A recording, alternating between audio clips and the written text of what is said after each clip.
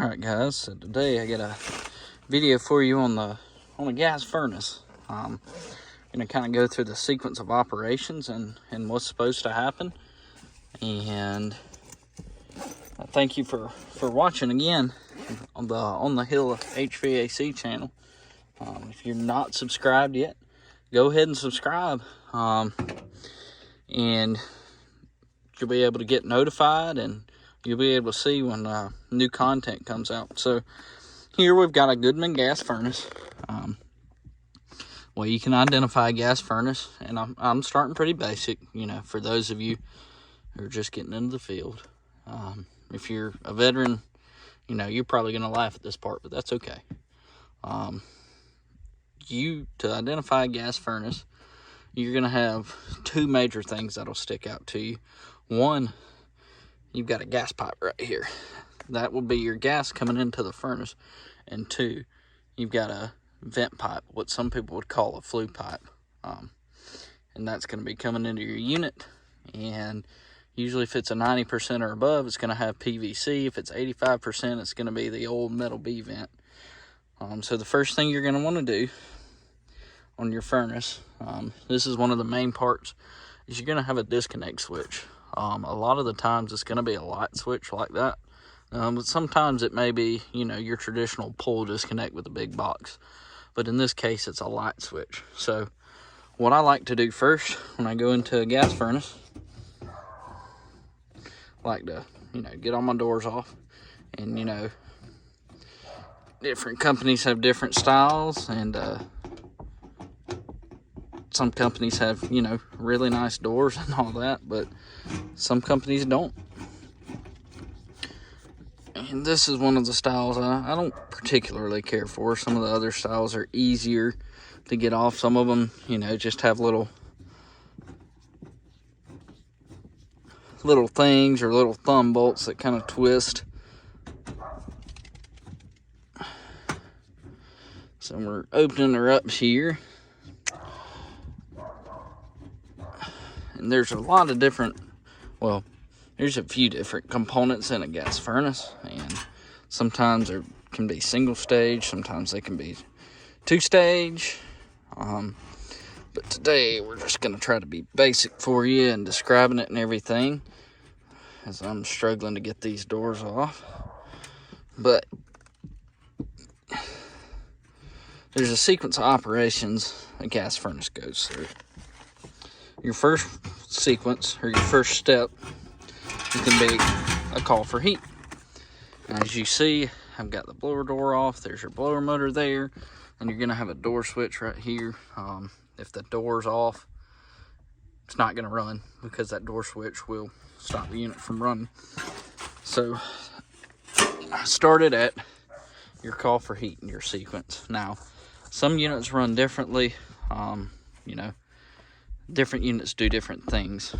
But sometimes the blower motor will run after your call for heat. Other times, and in most cases from what I've seen, you're going to have your inducer motor come on first, or your combustion motor. Once your combustion motor comes on, it's going to go through a process where you've got a pressure switch, and that pressure switch has to prove that the inducer fan is running. Once your pressure switch proves, you're going to have an igniter. Sometimes they're hot surface, sometimes they're spark. But in whatever case, your igniter is going to come on. Then you're going to have your gas valve. Your gas valve is going to open and blow gas through your burners, and it's going to run across that igniter, whether it's a spark or a hot surface, and it's going to create a flame. And that's how you get your heat. Once that is done and your flame sensor proves that there's a flame, your blower motor is going to come on, and it's going to blow warm air in your house. So here's the different parts. Remember, I was talking about your inducer motor. Here's your inducer motor. That was your first. In this case, we have two pressure switches. Sometimes that can indicate a two-stage system. But this is a pressure switch, and this is also a pressure switch here. And it's kind of hard to tell sometimes, but Okay, so your flame sensor is way up there. It's gonna be in there. You kind of see that little metal rod sticking. That's your flame sensor. And then you're not gonna be able to see it right here, but this sticking in right here is your igniter. And this is a hot surface igniter. And this is your gas valve right here. So those are the few parts.